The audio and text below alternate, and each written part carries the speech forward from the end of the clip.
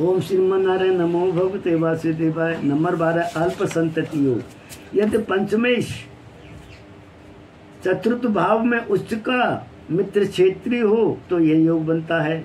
ऐसे जातक को अल्प संतति होती है, संतान योग्य एवं गुणी होती है। यह भी देखा गया है कि ऐसे जातक को संतान कृषि कर्म या भूमि संबंधी कार्य से धन कमाती है।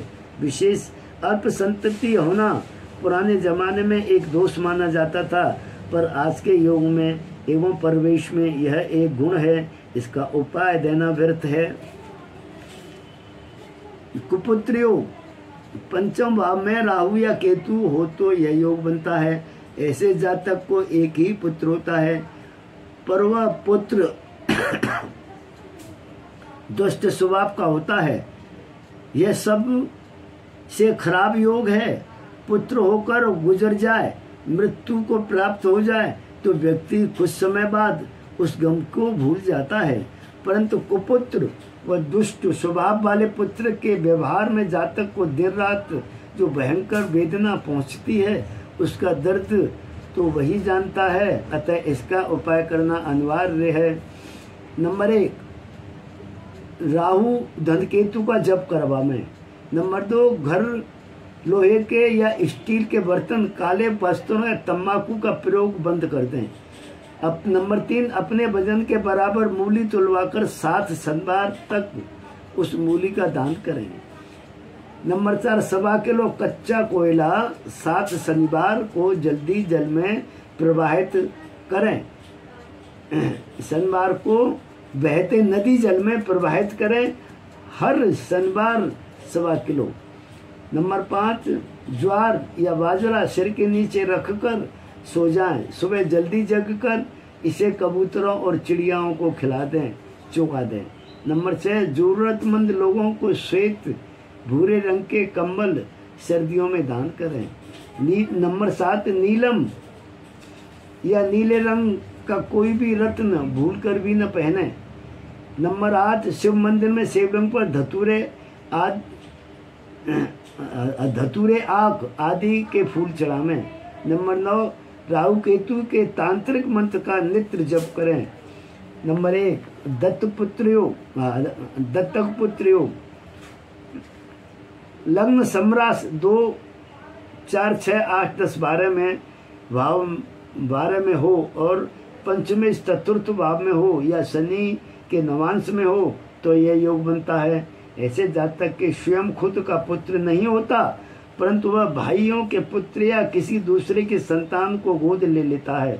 ऐसा व्यक्ति दत्तक पुत्र का पालन पोषण करता है तथा अपनी चल अचल धन संपत्ति का उसे मालिक बनाता है। नंबर 2 दत्तक पुत्र लग्नेश और पंचमे 2 स्थान 6 8 12 के स्थान 12 वे स्थान में शुभ ग्रह से दृष्ट हो तो दत्तक पुत्र होता है। यह योग भी जन्मा जातक दूसरों की संतान को गोद लेता है, उसका पालन पोषण कर अपनी संपत्ति का स्वामी बनाता है।